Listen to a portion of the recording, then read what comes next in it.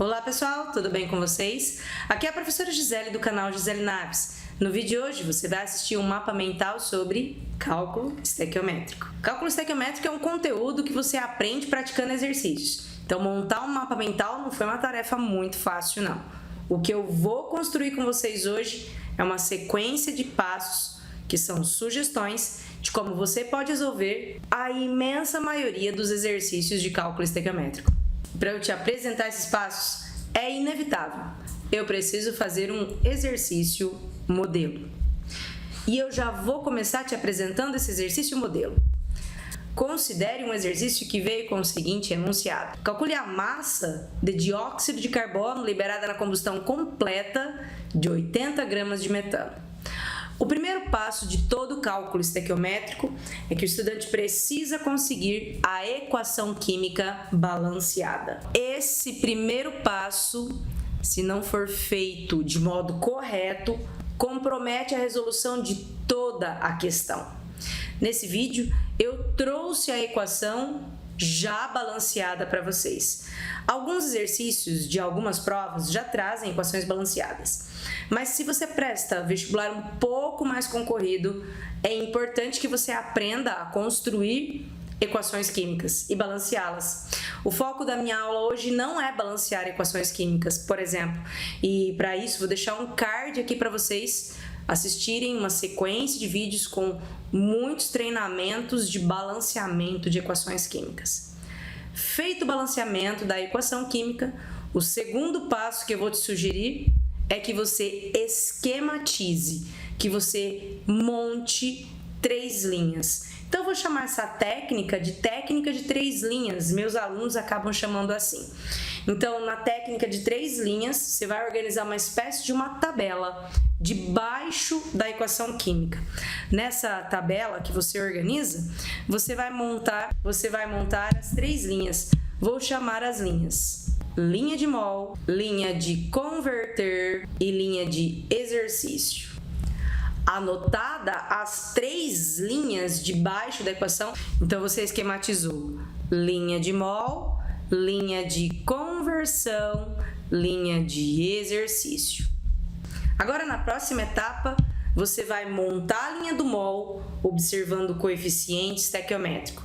E agora eu começo, no exercício modelo, a resolver tudo à caneta para vocês. Então, vamos descer a linha do mol. Você pode só descer a linha de mol de quem importa no exercício.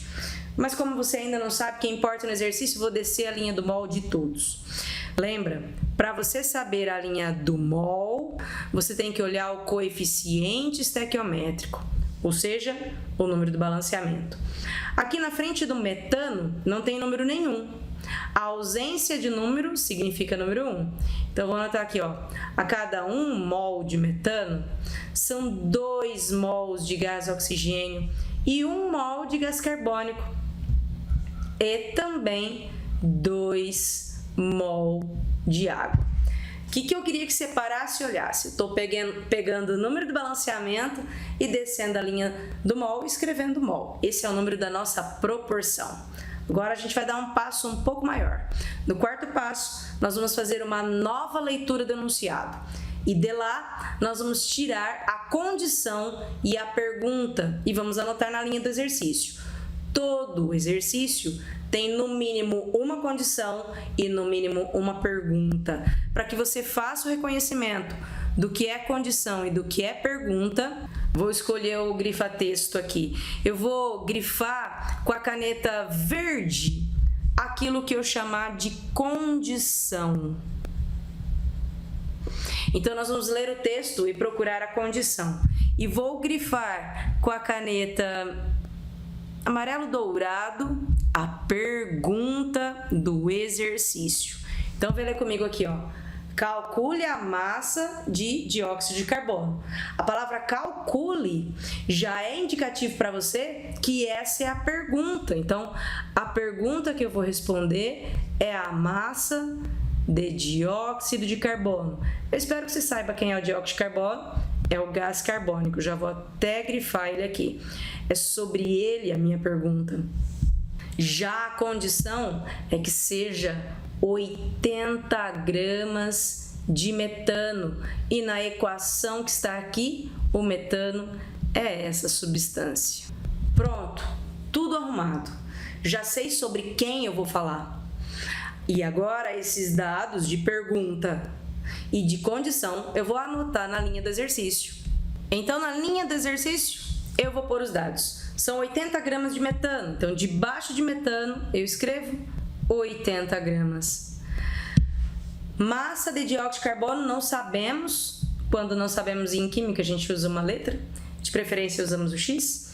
Como estamos procurando massa em gramas, vou pôr um Gzinho aqui. E esse Gzinho, ele é indicativo de massa em gramas da substância que eu estou procurando. Bom, agora, no nosso próximo passo, nós vamos verificar se existe ou não existe necessidade de conversão. Para você saber se precisa ou não, você vai olhar na coluna, em cima e embaixo.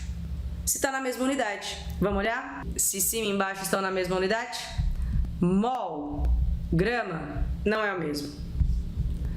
Mol, grama, não é o mesmo. Verifiquei. Será que precisa converter? Bom, precisa, porque não estão na mesma unidade. Você só pode deixar igual se estiver na mesma unidade, não tá? Mol é diferente de grama, sempre olhando em cima e embaixo. De lado, tanto faz. Em cima e embaixo é que importa. É a mesma unidade? Não, professora. Então, vamos para o próximo passo. Vamos converter. Como é que convertemos? A gente pode converter um mol na massa molar, que é aquela massa da tabela periódica. Lembra? Eu fiz um mapa mental de achar massa molar. Um mol pode ser 22,4 se estivermos falando de CNTP. E o mol pode ser 6 vezes 10 é 23, caso estejam falando de quantidades.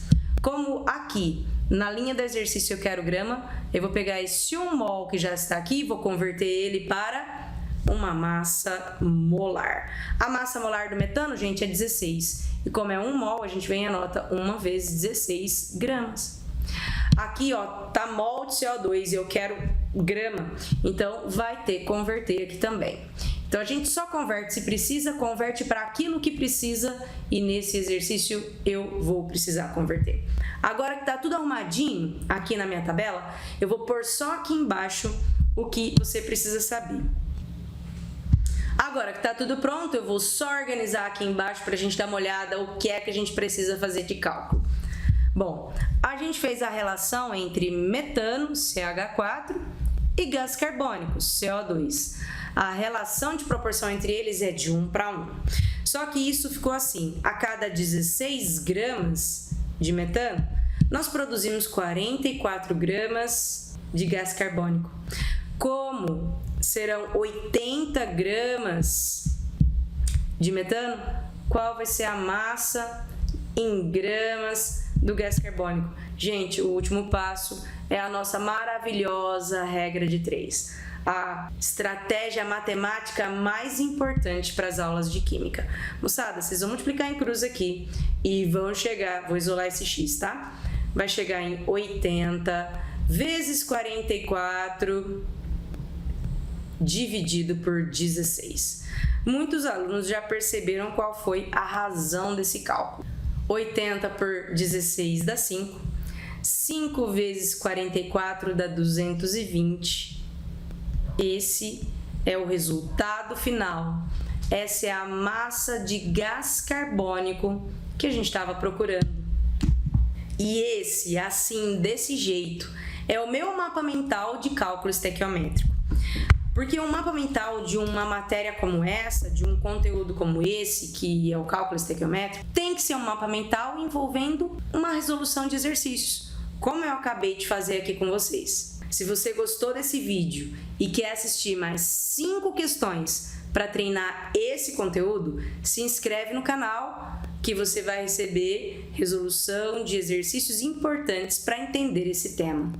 Se você precisa de uma organização diferenciada só para o nosso curso modular de Química, entra no Notion, vou deixar um link aqui para você acessar. Se você está inscrito no meu canal, você sabe que no último final de semana eu tentei fazer uma live e não foi assim tudo o que eu queria. Eu tive problemas com tecnologia. Eu planejo nesse final de semana, após o feriado, no sábado, fazer uma nova live. E a live vai ser a resolução de uma questão de segunda fase que tenha exatamente esse tema, cálculo estequiométrico. Bom, fica o convite para você. Se ainda não está inscrito, se inscreve para receber notificação de quando sai o vídeo da live e todos os vídeos que você pode encontrar por aqui. Esse vídeo fica por aqui, vejo vocês nos próximos vídeos e até mais.